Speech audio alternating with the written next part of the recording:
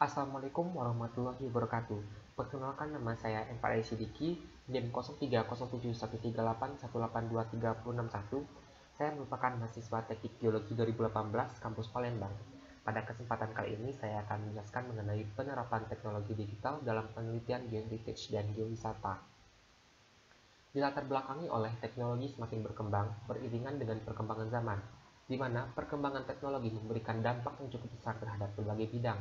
Salah satunya dalam bidang geologi mengenai penelitian geoheritage dan geowisata. Teknologi digital berupa GIS (Geographic Information System), Geovisualization, Digital Modeling, dan Geoinformation merupakan bukti perkembangan teknologi digital yang dapat diterapkan dalam penelitian mengenai geoheritage dan geowisata. Kemudian pusaka.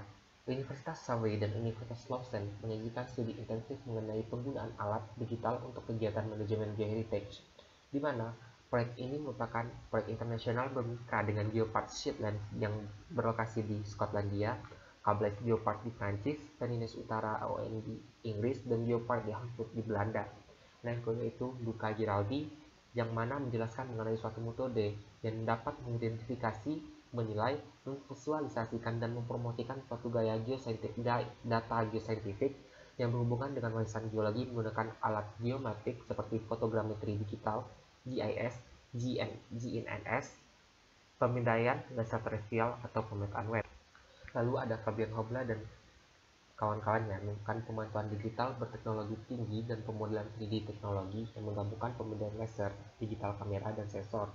Lalu ada Ludovic Ravanel yang mana melakukan analisa evolusi 40 situs dataran tinggi di pegunungan Alpen menggunakan pemindai laser terestrial.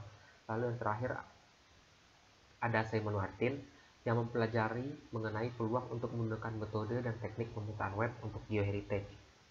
Metode penelitian di sini jelas menjadi 4, yaitu yang pertama adalah pencitraan 3D digital, yang mana pencitraan ini mempresentasikan mengenai karakteristik suatu objek secara visual untuk membuat salinan secara digital tanpa batas waktu, tanpa kehilangan kualitas gambar, menggunakan berbagai jenis radiasi elektromagnetik atau gelombang, di mana gelombang ini dipantulkan pada suatu objek yang nantinya gelombang balik akan menyampaikan informasi yang membentuk suatu gambar.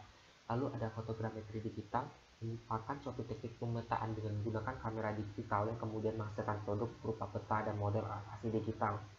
Lalu ada TLS, yaitu Terrestrial Laser Scanner, merupakan suatu peralatan penangkapan gambar yang secara cepat dapat memperoleh kumpulan dari titik-titik 3 dimensi dari suatu objek maupun permukaan.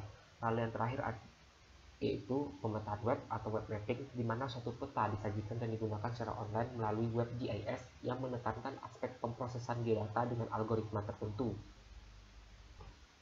Studi intensif milik Universitas Surrey dan Universitas Lausanne mengenai penggunaan alat digital untuk kegiatan manajemen geoheritage, di mana di sini dianalisis 3 topik utama, yaitu georeferensi, pemetaan geoheritage, dan pencitraan digital 3D, dan eksperimen menggunakan augmented reality.